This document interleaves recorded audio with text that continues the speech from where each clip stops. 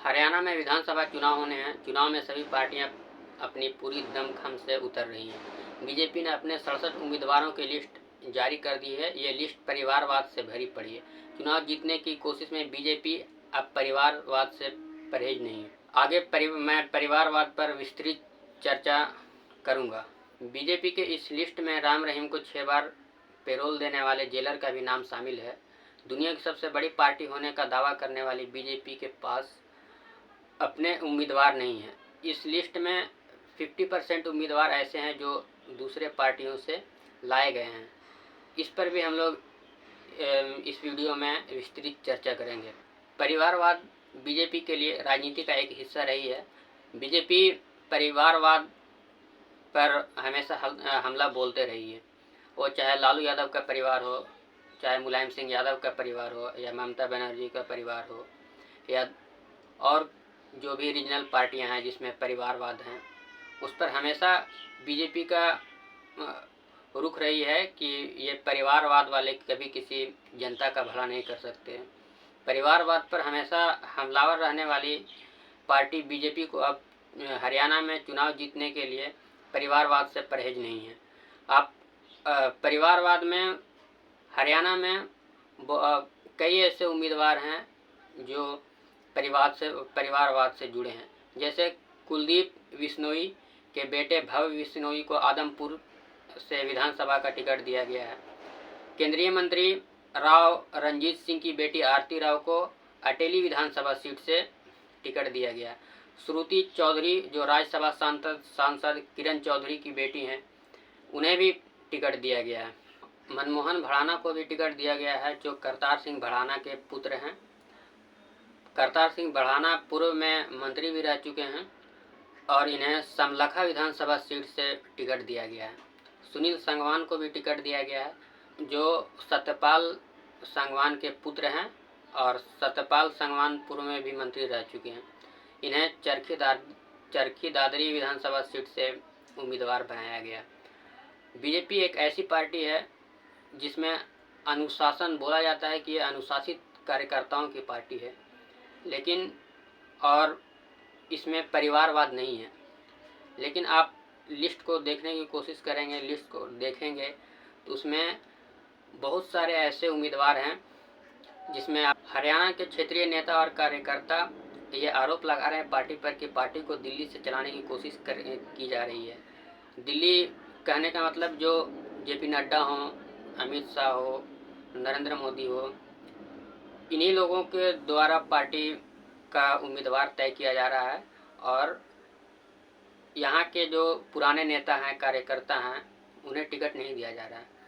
और इसी वजह से कई नेता ऐसे हैं जो बगावती कर चुके हैं या बगावती तेवर में हैं और निर्दलीय चुनाव लड़ने की घोषणा भी कर चुके हैं।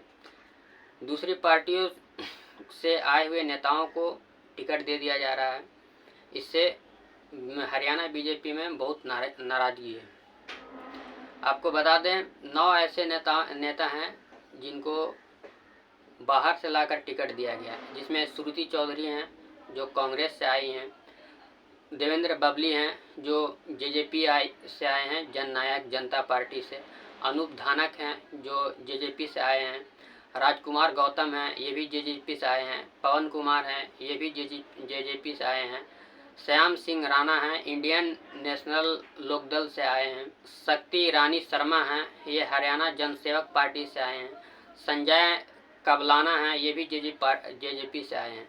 इन सारे नेताओं को टिकट दे दिया गया है, जिससे पार्टी के पुराने कार्यकर्ता में खासी नाराजगी देखी जा रही है। कई नेता ऐसे हैं जो ऑलरेडी बीजेपी से इस्तीफा दे चुके हैं, कई वेट कर रहे हैं, इंतज़ार कर रहे हैं पार्टी के रुख का।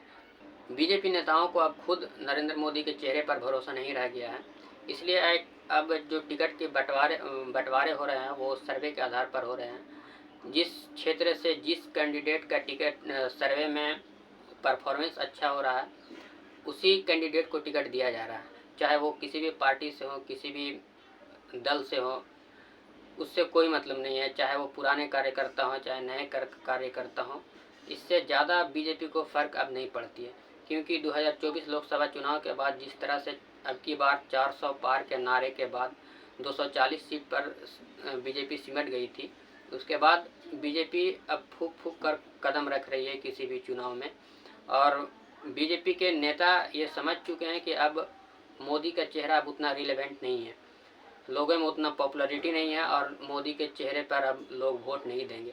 क्योंकि जिस तरह से 10 साल से सरकार चल रही थी भारत में, जिस तरह से वायदे किए गए वायदे पूरे नहीं हुए, उसके बाद से सिर्फ भाषणबाजी से सरकार चलाने की कोशिश 10 साल में रही है, जिसके बाद अब जनता समझ चुकी है अब नरेंद्र मोदी के चेहरे पर लोग वोट देना नहीं चाहते। और इस बात को बीजेपी बहुत अच्छे से समझती है, जिसके वजह से सर्वे के आधार पर टिकटों का बंटवारा किया जा रहा है। और वो किसी भी पार्टी से आए हुए 1-2 दिन पहले पार्टी में आए हुए नेताओं को टिकट दे दिया जा रहा है। और इससे हो ये रहा है कि जो पुराने कार्यकर्ता हैं, जो पुराने नेता हैं, जो सालों साल से जो बीजेपी को अपना सब कुछ दे रहे हैं, खून पसीना दे रहे हैं, उसमें बेहद नाराज़गी है, जिसके वजह से बहुत सारे ऐसे नेता हैं जो इस्तीफ़ा दे चुके हैं, बहुत सारे ऐसे नेता हैं जो डिसीजन का इंतज़ार कर रहे हैं, और बहुत सारे ऐसे नेता हैं जो निर्दलीय चुनाव लड़ने का ऐलान भी कर चुके हैं। अब जो निर्दलीय चुनाव लड़ने का ऐलान कर चुके हैं वो लोग बीजेपी के तो मुश्किल खड़ा कर ही सकते हैं, क्योंकि वो पहले बीजेपी के नेता थे, अब उन्हें टिकट नहीं मिला तो अब वो निर्दलीय बीजेपी के खिलाफ चुनाव मैदान में हैं। 90 विधानसभा सीट वाली हरियाणा में बीजेपी ने पहली लिस्ट जारी की है, जिसमें 67 उम्मीदवारों का लिस्ट है, जिसके बाद पार्टी से इस्तीफों का दौर शुरू हो गया। ऐसा लग रहा है जैसे इस्तीफों की झड़ी लगी हुई है और बड़े बड़े नेता और मंत्री बीजेपी से इस्तीफा दे चुके हैं, जिसमें हैं लक्ष्मण नापा हैं जो रतिया के विधायक से का टिकट मांग रहे थे, जिसे नहीं मिलने पर पार्टी छोड़ दिए। करणदेव कंबोज हैं जो ओबीसी मोर्चा के राज्य अध्यक्ष थे और पूर्व में मंत्री भी थे, इन्हें भी टिकट नहीं मिलने से पार्टी छोड़ दिया। विकास बल्ले भी को भी टिकट नहीं मिलने से बीजेपी छोड़ दिए हैं, शायद कांग्रेस ज्वाइन कर सकते हैं। अमित जैन को भी टिकट नहीं मिला। शमशेर गिल भी पार्टी छोड़ चुके हैं। सुखविंदर मंडी को भी पार्टी छोड़ चुके हैं। दर्शन गिरी महाराज भी पार्टी छोड़ चुके हैं। आपको बता दें सीमा गैदपुर ये भी पार्टी छोड़ चुके हैं। आदित्य चौटाला ये HSAM बोर्ड के अध्यक्ष पद से इस्तीफा दे दिए और पार्टी छोड़ दिए। सविता जिंदल ये भी पार्टी छोड़ चुकी है। नवीन गोयल ये भी पार्टी छोड़ चुके हैं। डॉक्टर सतीश खोला ये भी पार्टी छोड़ चुके हैं। ये सारे वे नेता लोग हैं जो कोई बड़े पद पर रहे थे पहले बीजेपी सरकार में या अभी भी बड़े पद पर हैं। बीजेपी बागियों को मनाने की कोशिश पूरी कर रही है।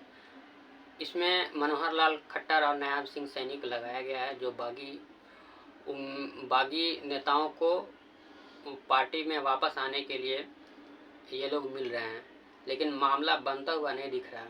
एक नाम है सावित्री जिंदल, जो रोहतक के जो हिसार से सीट से टिकट मांग रही थी, उसे टिकट नहीं दिया गया। अब वो बोली है कि वो निर्दलीय चुनाव लड़ेंगी। आपको बता दें सावित्री जिंदल भारत की सबसे अमीर महिला हैं और नवीन जिंदल की मां है।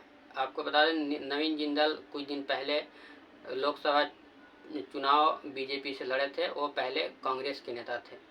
लोकसभा चुनाव से पहले वो बीजेपी में ज्वाइन किए थे, जिसके बाद लोकसभा का टिकट दे दिया गया और वो अब सांसद है। लेकिन सावित्री जिंदल को हिसार से टिकट नहीं मिलने के बाद सावित्री जिंदल बागी हो गई हैं और निर्दलीय चुनाव लड़ने के लिए घोषणा कर चुकी हैं। बीजेपी एक ऐसी पार्टी है जो कहती है कि मैं जात की राजनीति नहीं करता हूँ, मैं लोगों को जात में नहीं बांटता हूँ। और जातीय आपने देखा हो कि जातीय जनगणना के खिलाफ भी बीजेपी का स्टैंड रहा है। आपको पता होगा कुछ दिन पहले कंगना रनौत ने इंटरव्यू दी थी, जो बोली थी कि किसी को जाति को क्यों पता लगाना है, मेरे आसपास रहने वाले लोगों को जाति तो मुझे पता नहीं और ना मुझे जानने की इच्छा है। और अगले सत्र में अनुराग ठाकुर जो केंद्रीय मंत्री हैं उनका भी राहुल गांधी से बहस हो गया था जात के मुद्दे पर।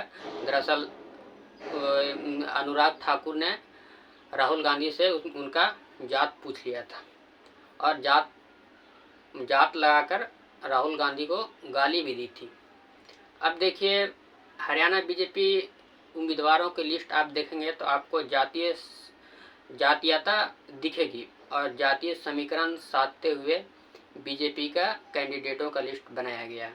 अब देखिए, जाट समुदाय से 11 लोगों को टिकट दिया गया है, ओबीसी समाज से भी 11 लोगों को टिकट दिया गया है, ब्राह्मण समुदाय से 9 लोगों को टिकट दिया गया है, पंजाबी समुदाय से 9 लोगों को टिकट दिया गया है, वैश्य समाज से 5 लोगों को टिकट दिया गया है, राजपूत के 2 लोगों को टिकट दिया गया है और बिश्नोई समाज के भी 2 टिकट दिया गया है और जिसमें से 8 महिलाओं को टिकट दिया गया है। आप देखेंगे तो पूरे तरीके से एक जातीय समीकरण का साधा गया है और बीजेपी जातीय समीकरण को साधने की कोशिश की है, लेकिन जातीय जनगणना के खिलाफ है बीजेपी।